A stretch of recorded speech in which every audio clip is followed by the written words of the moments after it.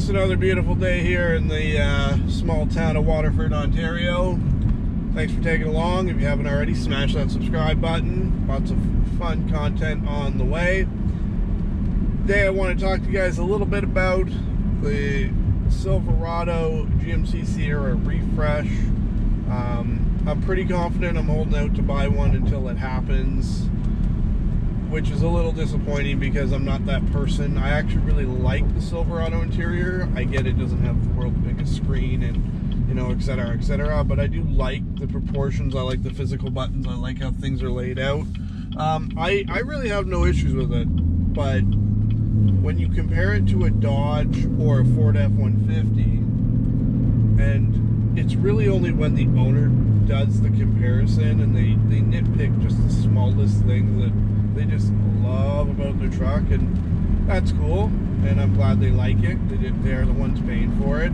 However, it doesn't really matter to me. The big screen is whatever. Like, when you put it in reverse and it chops it and it's only a portion, like, you just got a variation of what I have. And after spending 5 years with the same general technology, 8-inch screen, you know, the digital cluster, this would be more in the AT4 Denali and the high country. But after spending years with this, and this was one of the first cars to have this specific setup that they've then just kind of smeared into everything, it's amazing. Like, I have no complaints. I've never ever once thought to myself, you know what, a bigger screen would just make the interior of this car dynamite.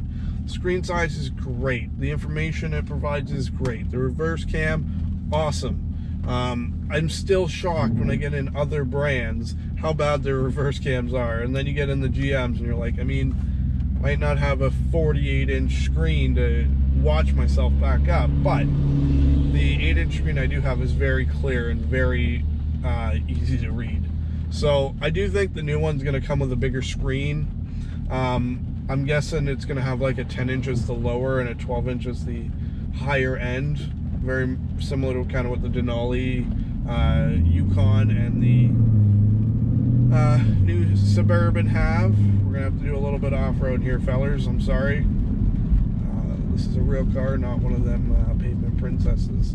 Although I've been called a pavement princess a lot lately, especially since coming to Waterford. They don't have a lot of these cars, and then when I do stuff like this, they're all like, no, he didn't. So, anyway, one thing I am hoping they go to is I hope they bring the push-button gear select on the top, just like they have in the Suburbans, the Yukons, and the Tahoes. It would be quite nice to clean up the dash cluster and just simplify it. After playing with it in those vehicles, it's fantastic. After playing with it in the lower, you know, the Terrains and the Equinoxes, it's down here. I have no issues with it, but I would prefer it up here. I think it just flows the symmetry a little better. Very much about vibe and how things make me feel in locations and reach distances and when I'm backing up.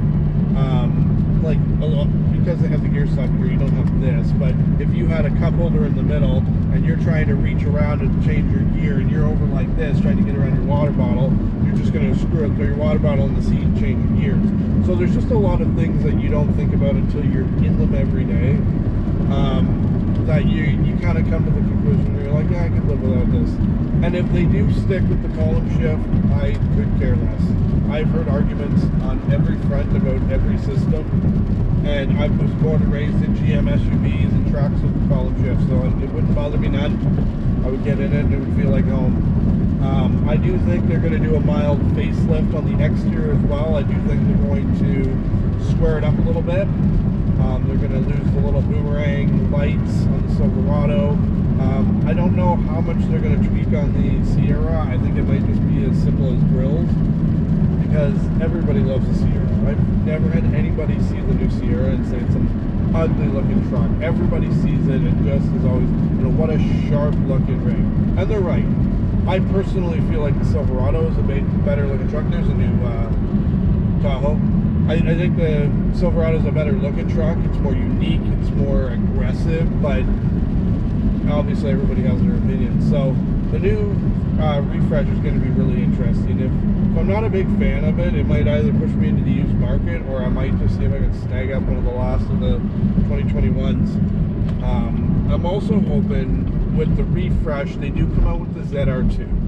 Now, I'm not really in a position to buy a whole lot of anything. So it's not like, oh yeah, when it comes out, I'm throwing my cash down and it's mine, I'm bringing it home. However, it's more of an aspirational thing. If I can get myself into a Silverado for work purposes and life purposes, that'd be great. It would help me out immensely. But I'm also trying to keep this. So we're gonna have to cut some want and need somewhere, and it's unfortunately gonna be in the truck portion because I already have the car, and the car is ridiculous. And then I get sent pictures of trail bosses with 4-inch lift kits, and I'm like, truck comes 2 inches lifted, but when you do the 4-inch, my God, it never looked great. And I set a fuel rams and tires, everything just looks really, really nice on the truck. So there's just so much to consider and so many things, and I think the refresh is going to come out, and obviously a lot of people are going to hate it, a lot of people are going to, you know, I don't know, just it never stops. There's never ever a point in time where you're just like, yeah, that looks nice. I had someone argue with me at where the fender lines end. You know, the new Silverados and Silverados, because the fender lines end different. I'm just like, what does that have to do with anything? I mean, when you look at how they're manufactured and aerodynamics and just everything, what does the fender crease line position have to do with that? Anyway, endless arguments. But it's always fun to dream. It's always fun to think about what they're going to do and the styling. It seems like they're just pulling more and more heritage cues out of things, and I feel like things are going to get squarer again, which is good for me. I like that look. Kind of my jam, kind of my style. So, as always, let me know what you guys think in the comments below. Let's have a conversation. What do you want out of the new 2022 Silverado Sierra? And what do you think we're going to get? Because there'll always be something that disappoints us. It is what it is. Until next time, you guys safe, take care, and behave. As always,